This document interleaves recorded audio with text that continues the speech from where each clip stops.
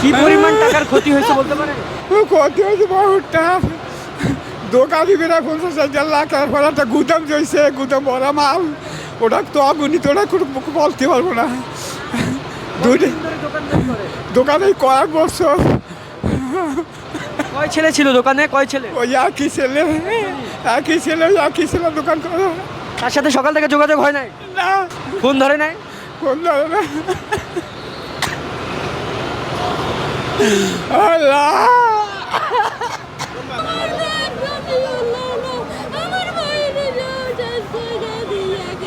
আমার ছেলের দোকান মাঝখানে, আমার ছেলের দোকান মাঝখানে, দুইটা দোকান, অস্তিত্ব নাই আমার পোলার কো আল্লাহ, আমার পোলার হেফাজতে রাখ করলাম।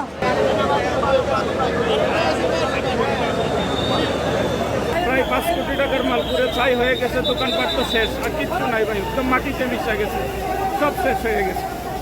পুরো মার্কেট পুরো ছাই হয়ে গেছে, প্রায় 4,000 দোকান পুরো ছাই হয়ে গেছে এখানে।